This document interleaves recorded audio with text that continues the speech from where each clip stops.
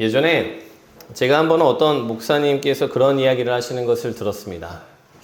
그 목사님에게는 이 자식이 여럿 있었는데 그 중에서 막내 아들이 1살 정도 되었을 때 한국에서 입양한 아이였다고 합니다. 그러다 보니까 이 아이가 어느 순간에 자기가 입양된 걸 알아서 아버지한테 소위 말해서 요구 같은 것을 못하면서 이렇게 집안에서 위축되면서 살아가는 것을 보게 되었다고 해요. 분명히 형이 내가 지금 열심히 장난감 가지고 놀고 있는 걸 갖다가 갑자기 막 힘으로 빼앗아 갔어요. 그러면 아빠한테 가서 아빠, 형이 뺏어갔으니까 좀 찾아달라고 얘기를 해야 되는데 그 얘기도 못하는 것입니다. 어느 정도였냐면 한 번은 이 막내 아들이 학교에서 운동을 하다가 그만 다리뼈가 다치고 말았다고 해요. 그러니까 목사님이 물어봤대요. 괜찮냐고. 그랬더니 아들이 괜찮아요. 이렇게 대답을 하길래 별로 이렇게 대수롭지 않은 일인 줄 알고서 이 한의원 하시는 집사님에게 가서 침을 좀 놔달라고 얘기를 했다고 합니다. 그리고 그 한의원을 다녀온 아들한테 내일 하루 더 침을 맞으면 괜찮겠지라고 말했고 아들은 언제나와 같이 괜찮아요 아빠 라고 대답을 했다는 거예요. 근데 목사님이 그 다음날 이제 새벽 기도를 가기 위해서 이제 방문을 열고 나왔더니 그 아들의 방에 불이 켜져 있는 것을 발견한 거예요. 그래서 문을 열고 들어가니까 아들이 자기 다리를 부여잡고 밤새도록 끙끙 울면서 버티고 있었던 것입니다.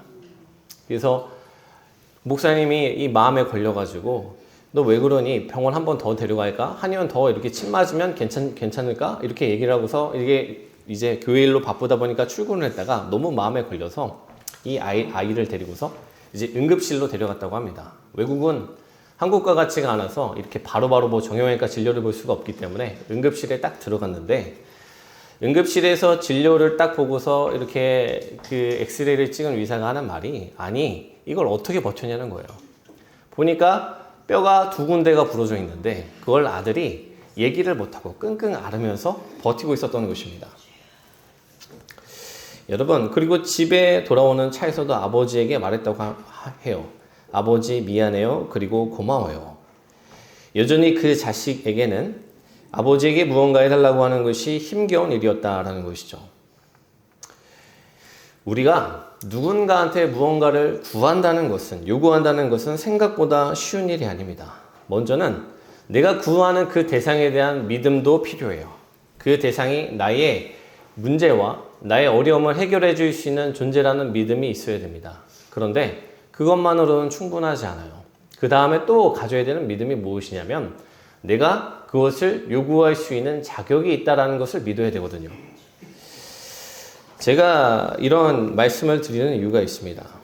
여러분, 저는 우리가 지난주에 성령을 구해야 된다는 말씀을 드리긴 했지만 여전히 많은 사람들이 성령을 구하지 못하고 있다고 생각을 합니다. 지금까지 살아오면서 성령님에 대해서 하나님의 역사에 대해서 믿지 않고 불신했던 삶이 길었기 때문에 그럴 수도 있습니다. 내 마음 가운데 하나님에 대한 실망이 하나님에 대한 기대가 소망이 없어진 채로 살아간 지 너무 오래되어서 기도하지 않을 수도 있습니다. 또 지금까지 살아오면서 내 삶을 보건대 하나님께 불순종하고 거역한 순간이 너무나도 많아서 내가 도무지 하나님께 구할 수가 없는 거예요. 남들은 나의 직분과 내가 교회에서 하는 헌신을 보지만 여러분 나는 남들에게 말할 수 없는 나 자신의 실체를 압니다. 그러다 보니 내가 과연 이러한 상황 가운데에서 성령을 구해도 되는가? 나의 기도를 과연 하나님께서 들으실 것인가? 여러분 이러한 생각들이 우리로 하여금 성령을 간구하는 일을 막고 있다는 거예요. 그런데 기억해야 될 사실이 있습니다. 하나님은 우리가 지금 직전까지 하나님을 불신했다 할지라도 직전까지 하나님에 대해서 신뢰하지 않고 살았을지라도 불순종했을지라도 우리가 겸손히 엎드려져서 하나님 이제는 제게 당신의 능력이 필요합니다 간구하는 순간에 그 은혜를 부어주시는 하나님이신 줄을 믿으시길 주의 이름으로 축원합니다. 우리 하나님은 간구하는 자의 기도를 결코 외면하지 못하시는 하나님이시기 때문에 그렇다라는 것이죠. 오늘 본문 말씀을 보면 예수님께서 이 성령을 간구하라는 설교를 하시면서 2가지의 비유를 말씀하십니다. 첫 번째는 밤중에 떡을 찾아서 찾아온 요청하는 사람의 비유입니다. 우리가 읽은 이 5절부터 8절까지의 말씀을 보면 어떤 사람이 나옵니다. 근데 이 사람에게 곤란한 일이 생겼어요. 이 자기를 갖다가 이제 저녁과 밤중에 이렇게 갑작스럽게 찾아온 손님이 생겼는데, 이 사람을 갖다가 지금 먹여야 되는데 자기의 집이 떡이 없는 것입니다.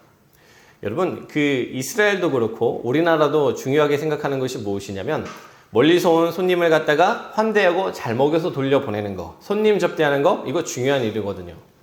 그런데 고대 중동에서 이스라엘에서는 이것이 더 중요한 일로 취급을 당했습니다.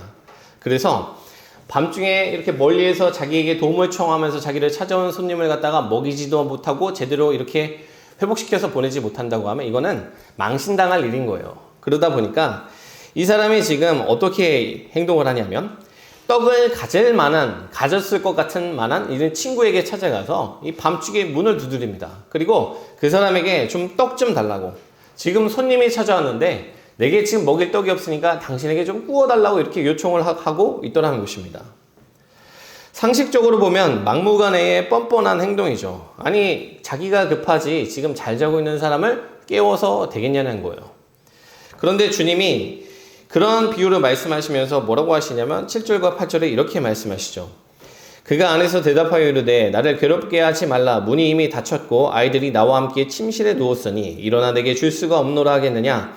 내가 너희에게 말하노니 비록 벗됨으로 인하여는 일어나서 주지 아니할지라도 그 간청함을 인하여 일어나 그 요구대로 주리라. 주님이 말씀하시기를 설령 친구가 잠을 자고 있었다 할지라도, 온 가족이 함께 침대에 누워 있었던 상황이라 할지라도 떡을 주지 않겠느냐는 거예요. 왜? 그가 설령 친구가 아니라 할지라도 그렇게 밤중에 문을 두드리면서 간청하는 그 마음을 가진 그 사람을 외면할 수가 있겠냐는 것입니다. 여러분, 결국에는 문을 열고 그가 필요한 만큼 줄 것이라고 주님은 말씀하고 계시거든요. 그런데 보세요. 우리가 지금 읽은 이 누가복음의 비유는 사실 지금 다 성령에 대한 비유입니다. 지금 5절부터 13절까지 나오는 이 모든 말씀은 성령 충만을 위해서, 성령을 구하라는 말씀을 하시기 위해서 하신 이야기들이거든요.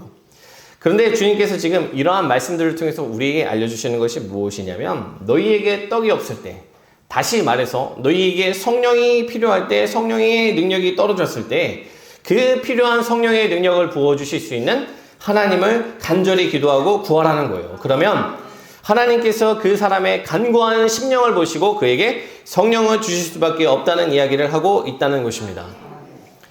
여러분, 특별히 8절에서 우리가 읽다가 나왔던 이 간청함이라는 단어에 대해서 우리가 주목할 필요가 있습니다. 이 8절에 나오는 이 간청함이라는 단어는 원어로 아나이데이아인데, 이것은 수치심이 없는 뻔뻔함을 뜻하는 단어입니다. 이게 무슨 의미입니까? 여러분, 예수님도 아십니다. 지금 제자들이 성령을 구한다는 것이, 하나님의 그 영이신 성령의 충만을 구한다는 것이 제자들에게 부대끼는 일인 줄 알고 계세요. 지금 이 제자들은 주님을 부인하고 주님을 떠나갔던 경험들이 다들 있던 사람이죠. 그것이 한 달도 채 되지 않은 사람들입니다. 한 40일, 이제 뭐 한 2달도 되지 않은, 굉장히 주님을 갖다가 부인하는 경험이 직전에 있었던 사람들이거든요. 그러니까 주님 또한 아세요.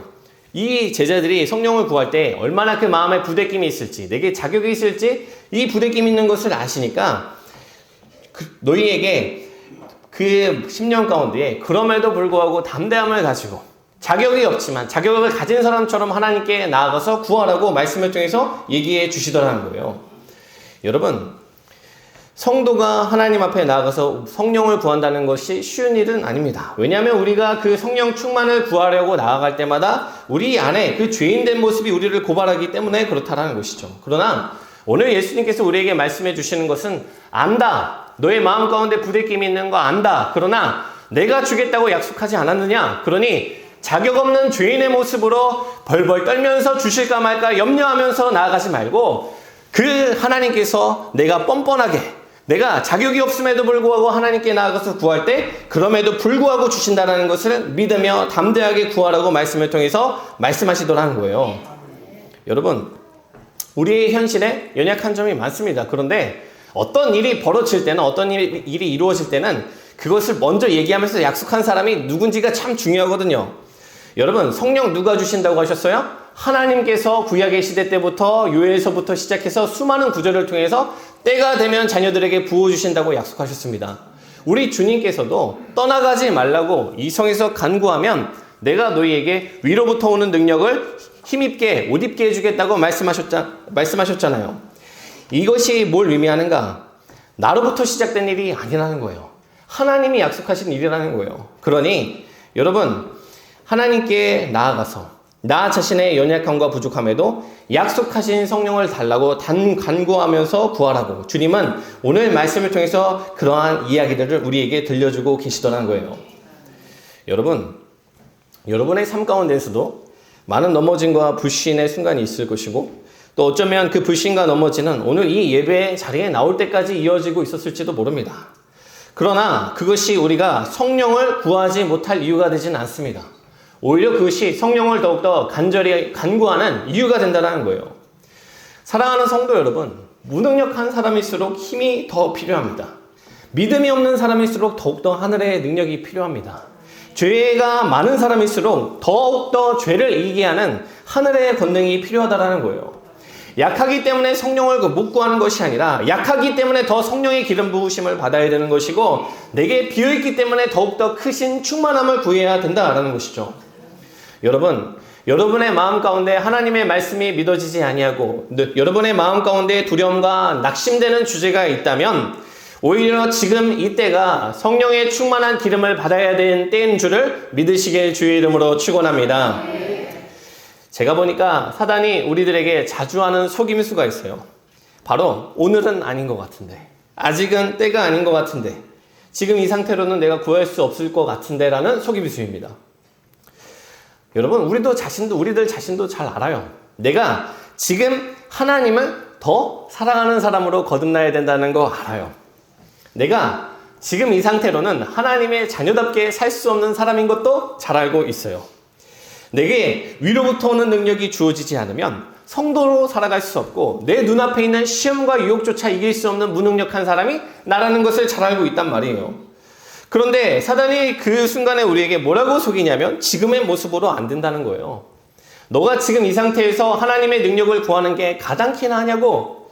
좀 더 말씀 듣고 좀 더 기도하고 좀 더 온전해지면 그때 구하자고 얘기를 합니다. 그래서 여러분, 제가 목회자로서 사람들에게 무언가 권면을 할 때 다시금 교회에 나와야 된다고 신앙생활을 좀 더 열심히 하셔야 된다고 권면할 때 듣는 얘기가 무엇이냐면 목사님, 그런데 제가 지금 이 상태로는 교회 나가기가 어렵습니다. 말씀을 듣기가 어려워요. 제가 부끄럽습니다.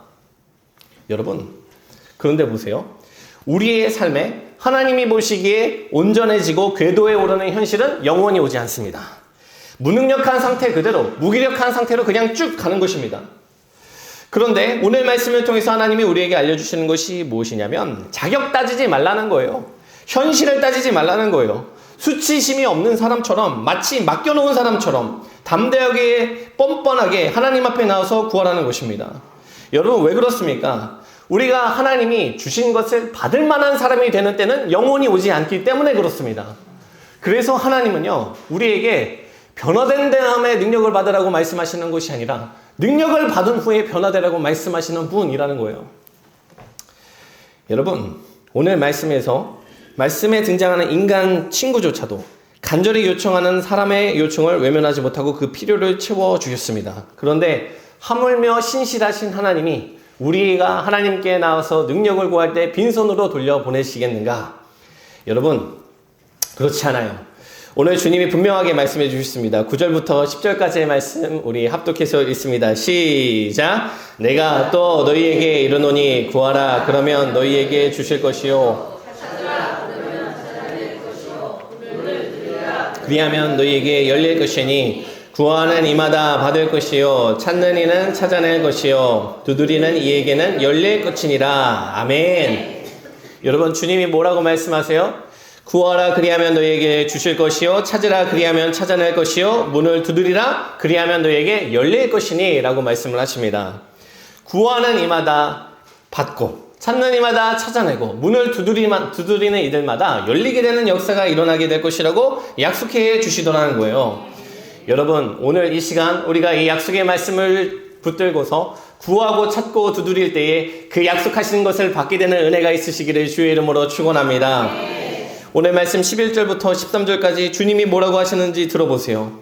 너희 중에 아버지 된 자로서 누가 아들이 생선을 달라 하는데 생선 대신에 뱀을 주며 알을 달라 하는데 전갈을 주겠느냐? 너희가 악할지라도 좋은 것을 자식에게 줄 알거든. 하물며 너희 하늘 아버지께서 구하는 자에게 성령을 주시지 않겠느냐 하시니라. 아멘. 여러분, 주님이 이어서 말씀하시잖아요. 너희가 어떠한 사람이 아들이 생선을 달라 하는데 뱀을 주고 알을 달라 하는데 전갈을 주겠느냐? 악한 사람이라도 아들에게 좋은 것을 줄지인데 하물며 선하신 하늘 아버지께서 너희가 텅 빈 심령을 붙들고 하나님께 나아가 성령의 능력을 간구할 때 어찌 너희를 빈손으로 들여 보내시겠느냐? 하나님께서 이 말씀을 통해서 우리에게 그러한 음성을 들려주시더라는 것입니다. 여러분, 하나님이 우리의 인간적인 필요와 간구의 어떤 내용들도 채워주시지만 무엇보다도 우리로 하여금 하나님 자신의 영을 부어주시는 분임을 믿으시길 주의 이름으로 축원합니다. 그러므로 오늘 이 시간 우리가 다시 한번 결단하면서 나아가야 될 일이 있어요. 오늘 주님은 우리에게 분명하게 성령을 주시겠다고 말씀하셨습니다. 찾고 구하고 두드리는 자에게 그것이 주어진다고 말씀하셨어요. 그런데 그 과정 속에서 우리가 성령에 대한 갈망과 기대를 가지고 간구하라고도 말씀하셨습니다. 여러분, 구하지 않으면 받을 수 없습니다. 내가 사모함이 없는데 기름 부음을 받을 수가 없습니다.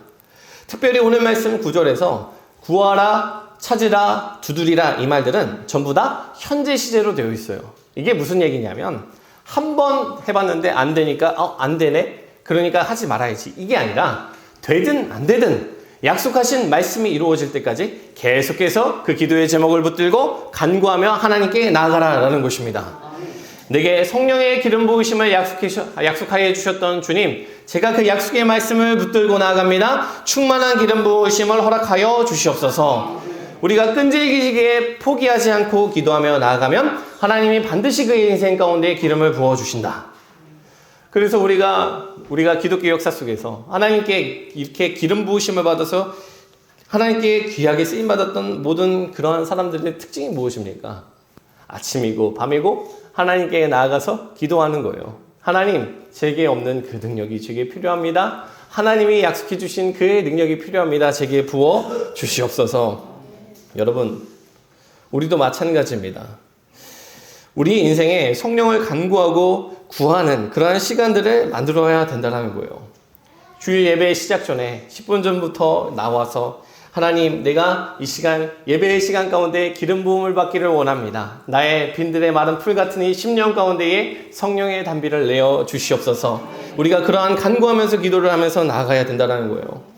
교회가 멀어서 새벽과 이런 수요 예배 자리에 참여하지 못하시는 분들이라면 여러분, 집에서 고요함 가운데 하나님께 나아가서 간구함의 시간을 회복하시라는 거예요.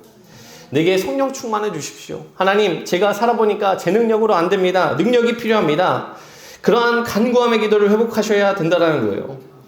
여러분, 우리가 놓치지 말아야 될 것은 내 삶에 하나님의 도우심이 없이는 안 된다는 사실을 깨닫고 기도할 때에, 비어버린 잔을 성령의 기름으로 채워달라고 기도할 때 비로소 하나님이 우리 잔 가운데, 빈 그 잔 가운데에 채워주시고 회복시켜 주신다는 것을 믿을 필요가 있다는 거예요.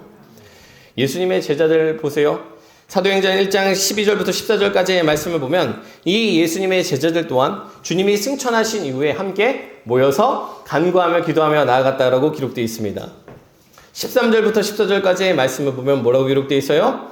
그들이 요한은 다락방으로 올라가니 베드로, 요한, 야고보, 안드레와 빌립, 도마와 바돌로메, 마테오와 및 알페오의 아들 야고보, 셀로진 시몬, 야고보의 아들 유다가 거기 있어 여자들과 예수의 어머니 마리아와 예수의 아우들과 더불어 마음을 같이하여 오로지 기도에 힘쓰더라. 여러분, 이 사람들이 지금 주님이 승천하신 이후에 무엇을 했다고 기록되어 있는가? 다락방으로 올라가서 힘쓰며 기도했다라고 기록되어 있습니다. 자그마치 열흘의 시간 동안 사모함을 가지고 포기하지 않고 기도했더니 어떠한 일이 벌어졌는가? 마침내 하나님이 약속하셨던 성령의 기름이 그들에게 부어지고 불같은 성령의 능력을 받아서 예루살렘과 온 세계에 복음을 증거하는 능력의 증인들로서 살아가게 되는 일이 그 제자들에게 일어나게 되었다라는 거예요. 여러분, 그런데 질문입니다. 우리는 과연 지금 성령을 얼마나 구하고 있는가? 신앙생활을 한 번이라도 내가 정말 이번 일주일이라도 내가 하나님 뜻에 순종하면서 살아봐야겠다라고 정말 절실한 마음으로 살아본 사람은 깨닫습니다. 여러분, 이게 안 돼요. 내가 결단했지만 안 됩니다. 내 안에 정욕이 주체가 안 되고, 내 안에 분노가 주체가 안 되고, 내 안에 질투가 주체가 안 됩니다. 여러분, 우리는 어떠한 존재입니까? 우리는 너무나도 무기력한 존재예요. 분명히 하나님을 향한 마음이 없는 것은 아니에요. 주일날 내가 눈물로 하나님께 기도하면서 하나님, 제가 하나님의 뜻대로 살고 싶습니다 했던 그 기도의 고백이 분명히 가짜는 아니거든요. 그런데 그 고백대로 내 마음의 원대로 내가 살아보려고 노력하지만 깨닫게 되는 것은 육체는 원의로 돼 약하다라는 것을 깨닫게 되더라는 거예요. 여러분, 우리도 본문에 나와 있는 예수님을 버리고 도망갔던 실패한 제자들과 별반 다르지 않는 존재들이라는 것이죠. 근데 큰 문제는 무엇인가? 내가 약한 것을 아는데, 내가 지금 내 능력으로 안 된다는 것을 아는데 나에게 기름을 부어주시는, 나에게 능력을 부어주시는 성령을 구하지 않으면서 산다는 거예요. 여러분, 오늘 본문에 나오는 사도행전에 나오는 이 초대교회 성도들과 오늘날 우리의 차이는 본성의 차이도 아니고 성품의 차이도 아닙니다. 기질의 차이도 아니에요. 그들이 불같은 능력을 받고 우리가 점점 더 약해지고 있는 이유는 우리에게 있어야 될 것이 없음에도 불구하고 그들처럼 구하지 않는다는 데 있습니다. 자동차를 타고 가는데 내 지금 기름칸에 빨간불이 들어온 걸 알면 어딜 들어가야 돼요? 주유소에 들어가야 돼요. 그런데 우리는 지금 그 빨간 게이지에 와 있는 그 주유소 게이지를, 그 기름 게이지를 보면서도 별일 없을 것이라고, 그냥 가다 보면 될 것이라고 생각하면서 구하지 않고 찾지 않고 찾아가지 않더라는 거예요. 여러분, 만약에 내 인생에 떡이 떨어지지 않았다고 생각한다면, 내 힘과 능력으로 충분하다고 생각한다면 성령의 능력을 구할 필요가 없습니다. 내 힘, 내 노력, 내 지혜와 나의 힘으로 내 가정, 내 삶, 내 교회를 지탱할 수 있다고 생각한다면 구하지 마십시오. 그런데 여러분, 내게 지금 떡이 다 떨어졌습니까? 내게 있는 것이 아무것도 없으면 절실하게 깨달으셨습니까? 내 능력으로는 내 주변 사람은커녕 나 하나도 건사하는 것이 불가능하다는 것을 만약 알게 되셨다면, 여러분, 성령의 기름 부으심을 담대하게 구하고 뻔뻔하게 구하고 끊임없이 구하는 사람이 여러분 되시기를 주의 이름으로 축원합니다. 하나님이 부어주시겠다고 하신 그 약속의 말씀은 오늘날까지도 유효합니다. 오늘도 어떤 교회에서는 누군가가 뜨거운 성령의 기름 부으심을 체험하고, 어떤 교회에서는 성령의 역사로 말미암아 그 사람의 인생이 뒤집어지는 일들이 경험됩니다. 사랑하는 여러분, 담당 목회자로서 여러분에게 권면합니다. 여러분의 두 손을 하나님께 펴십시오. 하나님께 여러분의 빈손을 보여드리십시오. 그리고 빈손에 채우시는 하나님의 능력을 경험하게 되는 사람들이 우리 사랑하는 모든 가산감리교회 성도님들의 심령과 삶이 되시기를 주의 이름으로 축원합니다. 우리 교회 가운데 성령 충만이 회복되기를 주의 이름으로 축원합니다. 우리가 구할 때 하늘문 열리고 여러분의 막혔던 삶의 상황들과 환경들이 하나님의 능력으로 회복되는 것을 경험하게 되는 사람들이 살아가는 모든 우리 교회 성도님들의 심령과 삶이 되시기를 다시 한번 주의 이름으로 축원합니다.